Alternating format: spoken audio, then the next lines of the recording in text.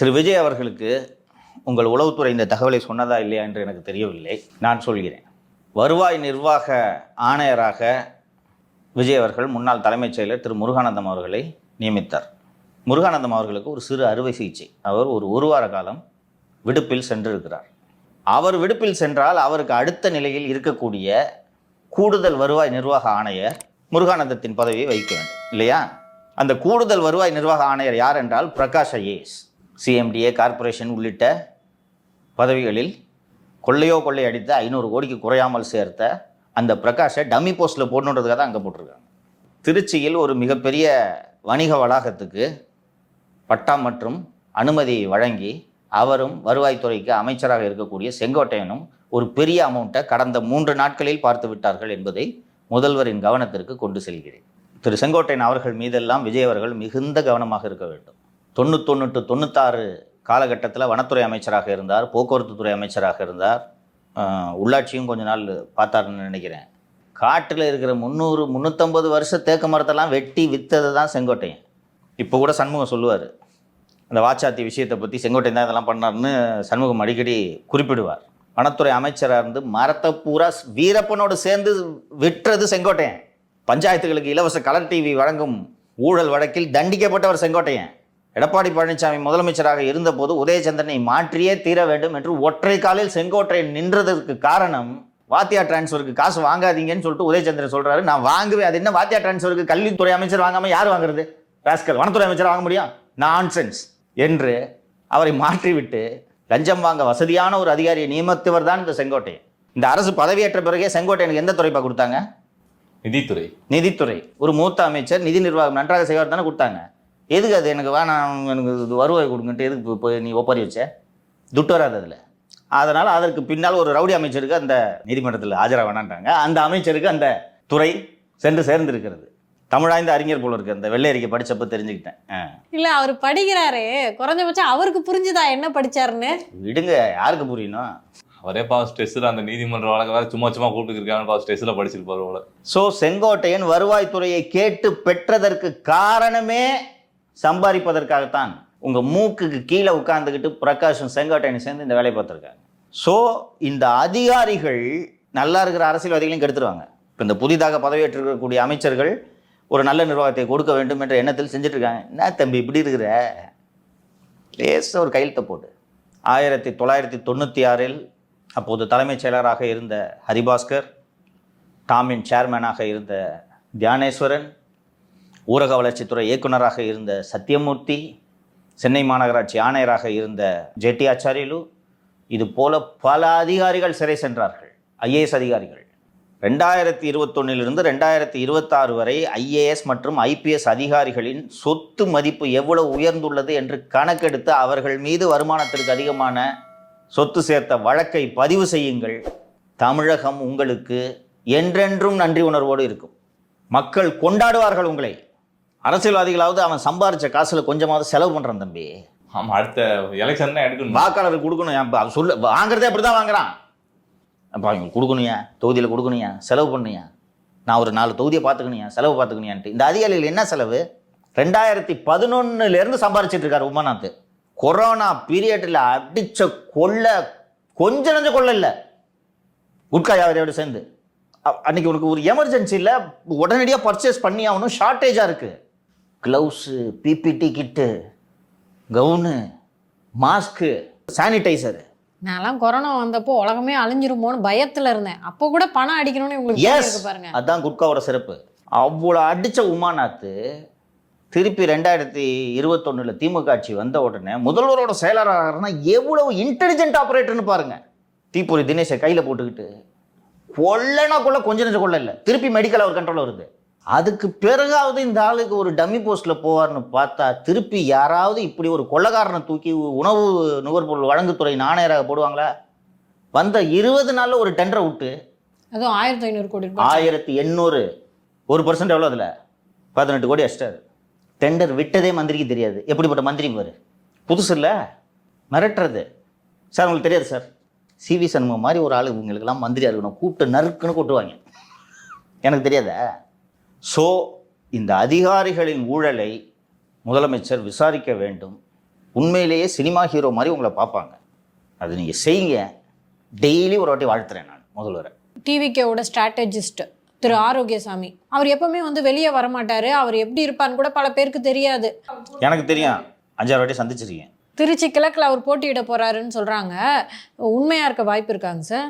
வாய்ப்பு இருக்கிறது. அவர் போட்டியிட வேண்டும் என்று விஜய் விரும்புவதாக இன்னைக்கு தினமலரில் வந்திருக்கக்கூடிய இந்த செய்தி தெரிவிக்கிறது. நான் இதை வரவேற்கிறேன். Power should always be exercised with accountability. John Arokiasamy எந்த விதமான அக்கௌண்டபிலிட்டியும் இல்லாமல் பவரை என்ஜாய் பண்ணிட்டு இருக்காரு. முதலமைச்சர் திரு விஜய்க்கு நிகரான பவர் திரு ஜான் ஆரோக்கியசாமியிடம் குவிந்திருக்கிறது. அனைத்து துறை அமைச்சர்களையும் ஜான் ஆரோக்கியசாமி தான் கட்டுப்படுத்துகிறார். அனைத்து துறையின் செயலர்களையும் ஜான் ஆரோக்கியசாமி தான் கட்டுப்பாட்டில் வைத்திருக்கிறார். தலைமைச் செயலராக இருக்கக்கூடிய திரு சாய்குமார் அனைத்து துறையின் செயலர்களையும் அழைத்து ஜான் ஆரோக்கியசாமி என்ன சொல்கிறாரோ அதை ஃபாலோ பண்ணுங்கன்னு சொல்லிட்டார்.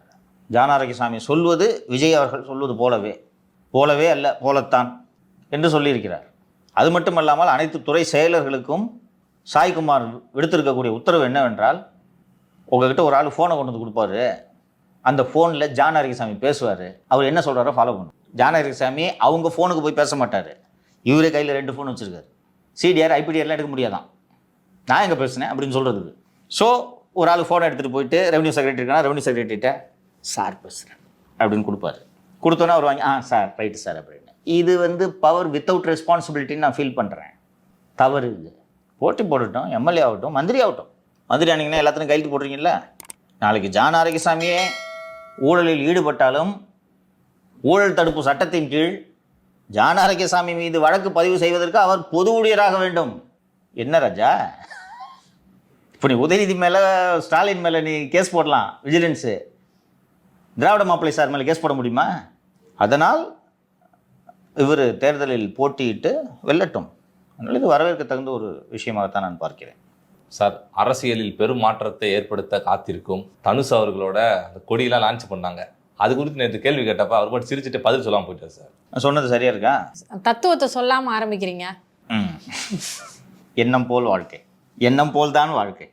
நான் சொன்னது எல்லாம் கரெக்டாக டேலி ஆகுதா? இப்போ இந்த செய்தி பொய்யா கூட இருக்கலாம். ஸோ தனுஷ்கிட்ட மைக்க போடுறாங்கன்னா எவங்க சொன்னதே எல்லாம் பொய், அது மாதிரிலாம் ஒன்றும் ஐடியா இல்லைன்னு சொல்லிட்டு போக வேண்டியது தானே. ஆமோதிக்கிறாராம். ராகவா லாரன்ஸுக்கெல்லாம் சிஎம் ஆசை வரும்போது பார்க்கும்போதெல்லாம் அவரை வந்து திருச்சி எம்எல்ஏ சார் அப்படின்னு தான் கூப்பிட்றாங்களாம். கவனிச்சதா? ஆசை வரும்போது தனுஷ்க்கு இந்த ஆசை வருவதில் வியப்பொன்றும் இல்லை. பேரதிசயங்கள் எப்போதாவது தான் நிகழும். எப்போதாவது நிகழ்ந்தால்தான் அது பேரதிசயம். விஜய் அவர்கள் பிரச்சார சமயத்திலேயே 67, 77 என்று சொல்லி தான் பிரச்சாரம் செய்தார். 67க்கும் 77க்கும் நடுவிலேயே 10 வருஷம் இருந்துச்சு. ஆனால் இவங்க 26க்கு அடுத்து 27லே வந்துடும் என்று பலர் கனவில் இருக்கிறார்கள். தனுஷ் அவர்களும் உள்ளாட்சி கனவில் இருக்கிறார். இன்னொன்று, அடுத்தவரோட படத்துக்கான ஃபினான்சியர் சொல்லும்போது இவரால் மீற முடியுமா? தைரியமாக வராதுன்னு தெரிஞ்சும் யார் துட்டை போடுவா? நிறைய துட்டு வச்சுருக்கவங்க. இல்லை டாஸ்மாகில் கொள்ளடிச்சவங்க, மணலில் கொள்ளடிச்சவங்க, போடாதவரோட போட்டவங்க, அவங்க தான் வச்சுக்கிட்டு என்ன பண்ணுறது, இவ்வளோ பணம் இருக்குது, ரொம்ப பூரா இருக்கே அப்படின்னு யோசித்து கொண்டு இருப்பார்கள். அவர்கள் தான் முதலீடு செய்வார்கள். இல்லாமல் இப்போ சத்யஜோதி தியாகராஜனோ அண்ணன் திரு தானுவோ போடுவாங்களா? கடைசியாக என்ன படம் ராஜா, என்னைக்கு ராஜா இட்டு கொடுத்தான்னு கேட்பாங்க இல்லையா? அதனால் கண்ணை முடிட்டு போடுற சொல்லும்போது இன்னொன்று, தனுஷ்க்கு எந்த ஆசை இருக்கே, என்ன தத்துவம் அது அக்கா. அதனால் இவர் அமைதியாக போகிற ஒரு வரியில் உடச்சி விட்டுருக்கலாம் தனுஷ் இல்லையா? ஏங்க அதெல்லாம் போய்ங்க, சும்மா இருங்க, நானே கரை படம் நட்டமாயிடுச்சுன்னு வருத்தத்தில் இருக்கேன், என்ன போய் நீங்கள் தேர்தல் விருதில் கொடி கட்டின்னு இருக்கீங்க என்று முடிச்சு விட்டு போயிருக்கலாம் இல்லையா? போராட்டம் என்ஜாய் பண்ணுறாங்க. இன்னும் நிறைய பேர் வருவாங்க. சார், நம்ம சவுக்கு மீடியா கூடாரம் காலியாக போகுது சார். ஏன் என்னாச்சு? இங்கே இருக்க நிறைய பேருக்கு தெரியுமா? எல்லாரும் இந்த ஏடிஎம்கே போஸ்டிங் தர போகிறாங்க எல்லாத்துக்கும். அப்படி சொல்கிறத விட ஏஐ மட்டும்தான் தெரியும். எதை கேட்டாலும் இவன் ஃபோன் எடுத்து பார்க்குறானா இல்லையா? உண்மை சொல்லு, பாக்குறியா இல்லையா? நீ எது கேட்டாலும் நீ ஃபோன் எடுக்கிறியா இல்லையா? சரி, இப்போ நீங்கள் வந்து இப்போ அவனை திட்டுறீங்கல்ல, இந்த சிறப்பு தகுதி அவனுக்கு இருக்குது அப்படின்றதுக்காகவே அதிமுகவில் அவனுக்கு ஒரு நல்ல போஸ்டிங் தர போகிறாங்களாம். ஏன், என்ன எப்படி நல்ல போஸ்டிங்? இந்த சாட் ஜிபிடியில் தேடுறது ஒரு குவாலிஃபிகேஷனா? சார், நேற்று எடப்பாடியார் பழனிசாமி அவர்கள் தலைமையில் ஒரு ஆலோசனை கூட்டம் நடந்திருக்கு. 2026 எலெக்ஷனில் ஐடி ஒழுங்காகவே செயல்படல, ஏஐ தெரிஞ்சவங்களுக்கு தான் வந்து போஸ்டிங் தர போகிறேன் இனிமேல் அப்படின்ட்டு. அப்போ எனக்கு தெரிஞ்சிருக்கு, அப்போ எனக்கு போஸ்டிங் தருவோம். ஏன் தெரிஞ்சாலே போஸ்டிங்கா சார்? இப்போ நீங்கள் ஒன்றும் இல்லை சார், இப்போ நீங்கள் சாட் ஜிபிடி நல்லா ஹேண்டில் பண்ணீங்கன்னா உங்களுக்கு மாவட்ட செயலாளர் போஸ்டிங். தன்னை தவிர தோல்விக்கு அத்தனை பேரையும் பொறுப்பாக்கும் வேலையில் தான் திரு பழனிசாமி ஈடுபட்டு கொண்டிருக்கிறார் என்பதை நான் புரிந்து கொள்கிறேன். தேர்தல் முடிவுகளுக்கு பிறகு அதிமுக தேர்தல் டீமில் வேலை செய்தவர்களிடம் பேசிய போது அவர்கள் சொன்னது, ஐயா ராத்திரி பகல் பாராமல் உழைச்சாரு. ஆனால் அந்த மாவட்ட செயலாளர்கள் யாரும் உழைக்கல. அவர் அளவுக்கு உழைத்திருந்தால் 160 சீட்டு ஜெயிச்சிருப்போம். ஒரு கனவுலகத்திலேயே வாழ்ந்துக்கிட்டு இருந்தார் பழனிசாமி. இந்த ஐடி விங் சரியாக செயல்படல. இன்றைக்கி காலம் மாறிடுச்சு, விஞ்ஞானம் வளர்ந்துருச்சு, நியூஸையே ஃபோனில் தான் கன்சியூம் பண்ணுறாங்க, நியூஸ் பேப்பர் எவனும் படிக்கிறது இல்லை, டிவியில் சேட்டலைட் சேனலில் வர்ற டிபேட்டை எவனும் பார்க்குறது இல்லை, சேட்டலைட் சேனல் டிபேட்டை யூடியூப்பில் பார்க்குறான். 60 செகண்ட் ரீலில் வந்து எதுவாக இருந்தாலும் நீ சொல்லு, இதெல்லாம் பேசாத, என்கிட்ட உன்கிட்ட பேச நேரம் இல்லைன்றாங்க இன்றைக்கி இருக்கிற ஜெனரேஷனு. அதில் ஒரு நிமிஷத்துக்கு போனால் என்ன இவ்வளோ லாங்காக போகுது, கொஞ்சம் ஷார்ட்டாக சொல்லியா அப்படின்றாங்க. இதை நம்ம சொல்கிறோம், திருப்பி மைக்கை பிடிச்சிக்கிட்டு காதில் ஒரு இதை போட்டுக்கிட்டு ஊராக போய் இதன் மூலமாக மட்டும் வெற்றி பெற்று விடலாம், வேறு யாருமே அவசியம் இல்லை என்று பழனிசாமியை நினைத்தார் என்பதுதான் உண்மை. அது மாதிரி பேசுகிறாரு. வீடியோஸ் வந்து வியூஸ் போக மாட்டேங்குது. இருக்கிற நிர்வாகிகளுக்கு எல்லாருக்கும் இந்த வீடியோஸை அனுப்பி அவங்கள பார்க்க சொல்லுங்க அப்படின்னு ஒரு ஐடியா கொடுக்குறோம். இன்ஸ்டாகிராமில் அவருக்கு போதுமான அளவுக்கு ஃபாலோவர்ஸ் இல்லைன்னு அப்போ ஐடியா கொடுக்குறோம். உடனே வந்து நாம் தமிழர் கட்சிக்காரங்கள்லாம் வந்து வீடியோ போடுறவங்களாம் ஆமாம் இன்ஸ்டாகிராமில் இல்லை, அதுக்கு ராஜ் சத்தியன் என்ன பண்ணுவாருன்னு இந்த மாதிரி பேசுகிறாங்க. நம்ம வாயை அடைக்கிறதுல தான்ப்பா இருந்தார். வந்து இந்த மாதிரி ஐடி விங் ஒழுங்காக வேலை செய்யல, கட்சி வந்து இளைஞர்களிடம் பிரச்சாரம் சரியான முறையில் செய்யவில்லைன்னு விமர்சனம் பண்ணால் கேபி கந்தனை விட்டு நமக்கு ஃபோன் பண்ணுறாரு. இல்லை சார் பேசாதீங்க சார், அருண் சார் தான் சொல்ல சொன்னார். அந்த ஆள் இப்படிலாம் என்கிட்ட சொல்ல மாட்டேனேங்க அப்படின்னு நான். அருண்னா எல்லாம் தப்பாக புரிஞ்சுக்க போகிறாங்க. அதைத்தான் நான் வர்றேன். அந்த ஆள் என்கிட்ட இந்த மாதிரிலாம் சொல்லிவிட மாட்டேனே, அந்த ஆளுக்கு இதுக்கு என்ன சம்பந்தம் அப்படின்னு எடப்பாடி பிஏங்க நம்ம வாயை அடைக்கிறது. அப்போது நீங்கள் எப்படி செயல்பட்டீங்கன்னா எனக்கு எல்லாமே தெரியும், எவன் சொல்கிறதையும் நான் கேட்க மாட்டேன், இந்த எண்ணத்தில் தானே பழனிசாமி இருந்தார். இன்றைக்கி வந்து ஐடி விங் சரியில்லைன்ட்டு நீங்கள் ஐடி விங் தலையில் போய் எல்லா பாரத்தையும் இறக்கி வைக்கணும்னு நீங்கள் பார்க்குறீங்க. சார் ஸ்கூல்ஸ்க்குலாம் வந்துட்டு உரிமத்தை நாங்கள் நீட்ஸ் தரோம் அப்படின்னு சொல்லிட்டு 100 கோடி வசூல் பண்ணிருக்காங்க அப்படின்னு சொல்லிட்டு காவல்துறை வந்து நீதிமன்றத்தில் சொல்லியிருக்காங்க. அந்த முத்துக்குமார்னு ஒருத்தர், அவர் இந்த தனியார் பள்ளி சங்கம் வந்து ஒன்று வச்சுருக்கிறாரு. அவர் முன்ஜாமீன் வேண்டும் என்று உயர்நீதிமன்றத்தை அணுகிய போது இதுவரை 47 பள்ளியின் நிர்வாகிகள் புகார் அளித்திருக்கிறார்கள். 100 கோடி வரை வசூல் செய்யப்பட்டிருக்கிறது. ஒவ்வொரு பள்ளிக்கும் 30 லட்சம் முதல் 50 லட்சம் வரை வசூல் செய்யப்பட்டிருக்கிறது அப்படின்ட்டு அரசு தரப்பில் நீதிமன்றத்தில் தெரிவித்ததுனால் அவருடைய முன்ஜாமீனை தள்ளுபடி செய்யப்பட்டு விட்டது. இது தொகை குறைவு. நான் அப்போதே நம்ம நிகழ்ச்சியில் சொன்னேன்னா இல்லையான்னு எனக்கு நினைவில்லை. ஒரு மகேஷ் கிட்ட கூப்பிட்டு சொன்னேன், உன் பேரை சொல்லி வசூல் பண்ணிட்டு இருக்காங்க அப்படின்னு. 300 கோடி வசூல் பண்ணியிருக்காங்க. இந்த 300 கோடியில் 250 கோடி மகேஷ்க்கு போயிருக்குன்றதை இப்போது தான் தெரிந்து கொண்டேன்.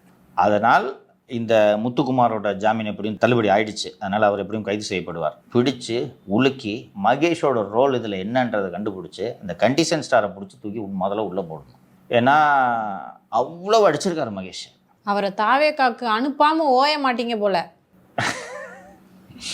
சேர்த்துப்பாங்க, குட்காய் வர பண்ணுறவங்களே சேர்த்துக்கிறாங்க, கண்டிஷன் ஸ்டாரை சேர்த்துக்க மாட்டாங்களா என்ன? அவர் ஒரு மிகப்பெரிய அசட்டு. அண்டு சேர்ந்தால் திருச்சி கிழக்கு வெற்றிக்கு உதவுவார் அல்லவா, நடிப்பை போட்டுருவாங்க. அதனால் அதுவும் அரசியல் தான். குட்கா விஜயபாஸ்கர் எதுக்கு சேர்த்தாங்க? பட் மகேஷ் அவர்கள் மீதும் நடவடிக்கை எடுக்க வேண்டும். அதனால் இதெல்லாம் ஒவ்வொரு துறையிலையும் நோண்ட ஊழல் வந்துக்கிட்டு இருக்கு. நேற்று ஒரு ஆங்கில நாளேட்டின் ஆசிரியர் ஒருவர் எக்ஸில் எழுதியிருந்தார், கரப்ஷன் தொடர்பான ஸ்டோரிஸ் நியூஸ் டெஸ்க்கு அதிக அளவில் வரத் தொடங்கி இருக்கிறது, வியப்பாக இருக்கிறது.